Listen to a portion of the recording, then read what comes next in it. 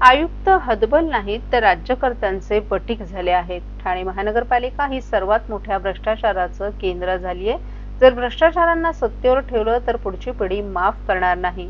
पाणी समस्या, वाहतूक कोंडी, अनधिकृत बांधकामं याबाबत आम्ही लढा देणार असल्याचं मनसेचे नेते अभिजित पानसे यांनी सांगितलं। तर राजकीय एकत्रीकरण दाखवण्यासाठी हा मोर्चा नव्हता। ठाणेकरांच्या समस्या घेऊन आम्ही पुढे आलो आहोत। ठाणेकरांना जाणवत असलेल्या समस्यांचा पाढा आम्ही आयुक्तांपुढे मांडलाय। प्रत्येक गोष्टीत बजबजपुरी भ्रष्टाचार वाढत आहे। यातून सुटका होणार का? टेंडर काढताना अधिक पैसे किती मिळणार याचा हिशोब होतो।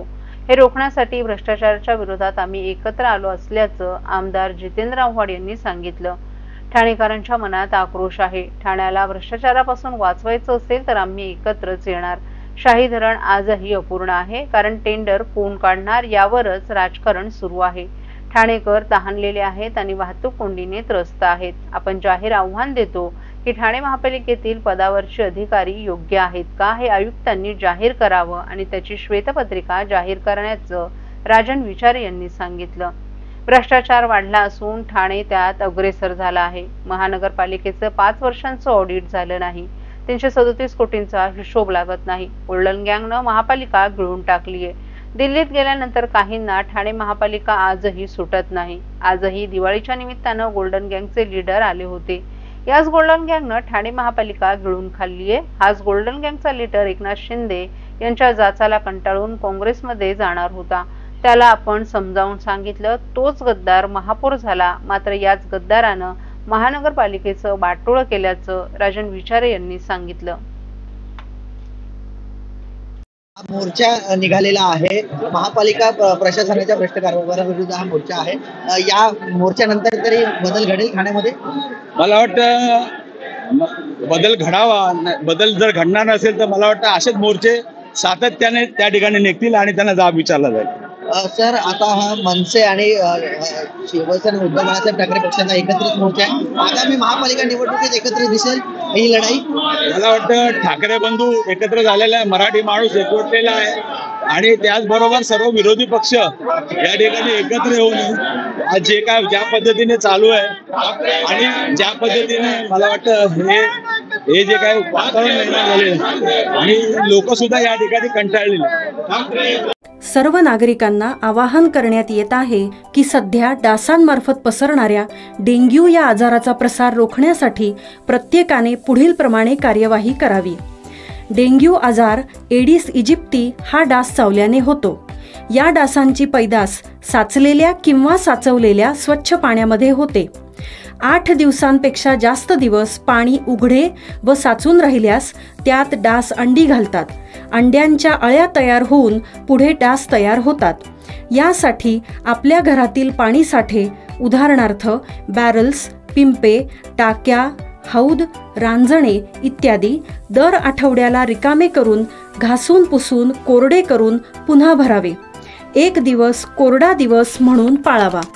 पाणी साठ्यांना घट्ट झाकणे बसवावीत किंवा जुनी साडी, चादर, धोतर यांनी बांधून झाकून ठेवावीत, म्हणजे डास त्यात जाऊन अंडी घालणार नाहीत। घराच्या गच्चीवर, आजूबाजूला, अंगणात कोठेही पाणी साचू देऊ नये। भंगार सामान उघड्यावर टाकू नये, उदाहरणार्थ टायर्स, प्लास्टिक सामान, कुंड्या, टाकाऊ वस्तू इत्यादी। अशा सामानात पावसाचे पाणी साठून त्यात डेंग्यूच्या डासांची पैदास होते। घरातील कूलर्स, फ्रीजच्या पाठीमागील ट्रे हे देखील वेळोवेळी कोरडे करावेत। लक्षात ठेवा, नुसत्या फवारणीने डास घनता कमी होत नाही, तर त्यासाठी डास पैदास ठिकाणे नष्ट करणे ही आपल्या सर्वांची जबाबदारी आहे। कोणताही ताप अंगावर न काढता जवळच्या शासकीय रुग्णालयात मोफत औषधोपचार घ्या। अशा प्रकारे नागरिकांनी सहकार्य केल्यास डेंग्यूचा प्रसार रोखणे सहज शक्य आहे।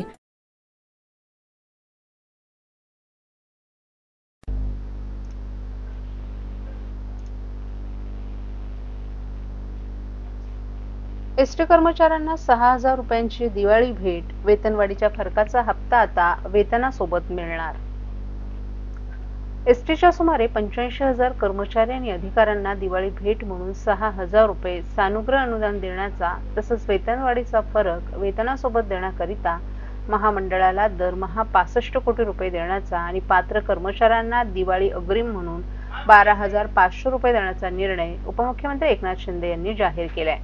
एसटीच्या सर्व कर्मचारी संघटनांची आणि कृती समितीची आज बैठक संपन्न झाली. यावेळी उपमुख्यमंत्री एकनाथ शिंदे यांनी राज्यात अतिवृष्टीमुळे बिकट परिस्थिती निर्माण झाल्याचं सांगितलं. सरकार शेतकरी बांधवांच्या पाठीशी भक्कमपणे उभी राहिलीये. एसटी कर्मचाऱ्यांची दिवाळी देखील गोड झाली पाहिजे म्हणून शासनानं हा निर्णय घेतला. त्याचबरोबर एसटीला आर्थिकदृष्ट्या समृद्ध करणं गरजेचं आहे. एसटी महामंडळाचं उत्पन्न वाढवण्यासाठी विविध उपाययोजना करण्यात येत आहेत. त्यासाठी खाजगी शासकीय सहभागी तत्वावर एसटी महामंडळाच्या जागांचा विकास करण्यात येणार असल्याचंही त्यांनी सांगितलं. सर्व कर्मचारी आणि अधिकाऱ्यांना दिवाळी भेट म्हणून 6,000 रुपये देण्याकरिता शासनानं सुमारे 51 कोटी रुपये अनुदान देण्याचं मान्य केले. तसंच 2020-24 दरम्यानच्या वेतन वाढीतील फरकाची रक्कमही कर्मचाऱ्यांना दरमहा वेतनासोबत देण्यात येणार असून यासाठी शासनानं 65 कोटी रुपयांची तरतूद केली आहे. याचबरोबर जे पात्र कर्मचारी सण अग्रिम घेण्यास इच्छुक आहेत त्यांना देखील पूर्वीप्रमाणे 12,500 रुपये देण्यात येणार आहेत. त्यासाठी शासनाकडे 54 कोटी रुपयांची मागणी एसटी महामंडळानं केली असल्याचं सरनाईक यांनी सांगितलं.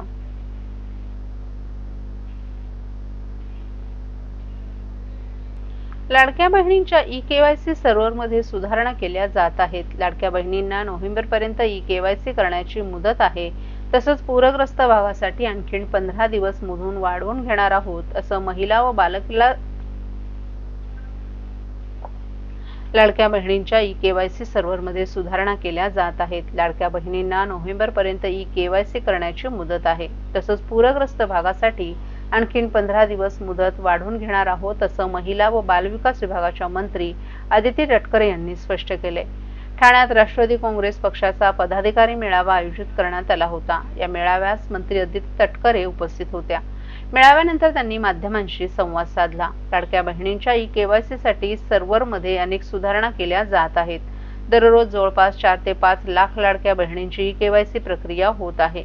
आतापर्यंत अंदाजे 1,10,00,000पेक्षा जास्त महिलांची ई-केवायसी प्रक्रिया पूर्ण झाली असून 2.5 लाखांपेक्षा अधिक महिलांची 90% प्रक्रिया पूर्ण झाली आहे. महिलांना अद्यापही प्रक्रियेसाठी नोव्हेंबरपर्यंत मुदत आहे. पूरग्रस्त भागात महिलांसाठी आणखी 15 दिवसांचा कालावधी वाढवून घेणार आहोत असंही तटकरे यांनी स्पष्ट केले. तसंच ठाणे महापालिकेत महापौर ठरवताना राष्ट्रवादीची भूमिका निर्णायक राहील त्यासाठी प्रयत्न करणार असल्याचंही तटकरे यांनी सांगितलं. माध्यमातून सांगायचंय की सर्व्हरमध्ये सुद्धा आम्ही अनेक सुधार आणलेले आहेत. रोजच्या घडीला जवळपास 4 ते 5 लाख लाडक्या बहिणींचा ई-केवायसी प्रोसिजर होते. आतापर्यंत जवळपास 1,10,00,000पेक्षा जास्ती महिलांची ई-केवायसी प्रोसिजर झालेली आहे. जवळपास 40 लाखपेक्षा अधिक महिलांची ई-केवायसीची 90% प्रोसिजर झालेली आहे आणि आम्ही 2 महिन्याचा कालावधी दिलेला आहे. म्हणजे ही आता या महिन्याच्या म्हणजे सुरुवातीला चालू झालेली आहे प्रोसिजर.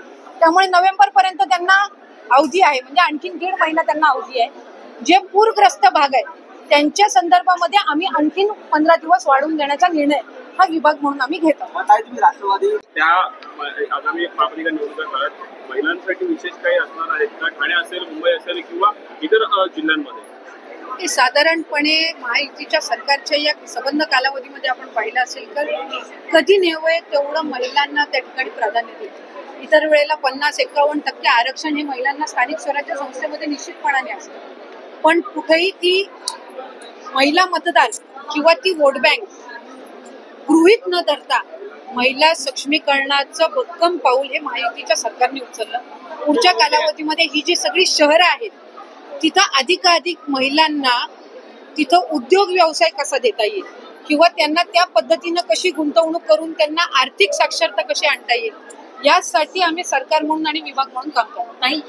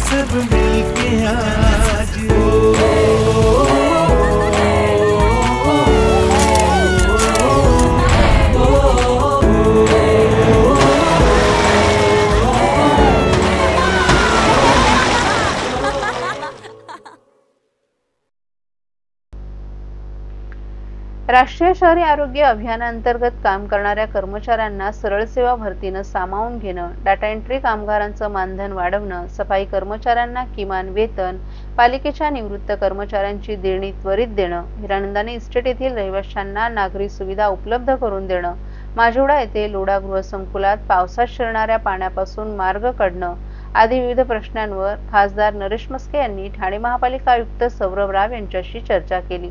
आयुक्तांनी सर्व मागण्यांवर सकारात्मकता दाखवून मागण्या मार्गी लावण्याचं आश्वासन दिले. ठाणे महापालिका आयुक्त सौरभ राव यांच्या दालनात खासदार नरेश मस्के यांनी भेट घेऊन विविध विषयांवर चर्चा केली. यावेळी हिरानंदानी इस्टेट फेडरेशन, लोढा गृहसंकुलातील सोसायटीचे पदाधिकारी आणि पालिकेचे अधिकारीही उपस्थित होते.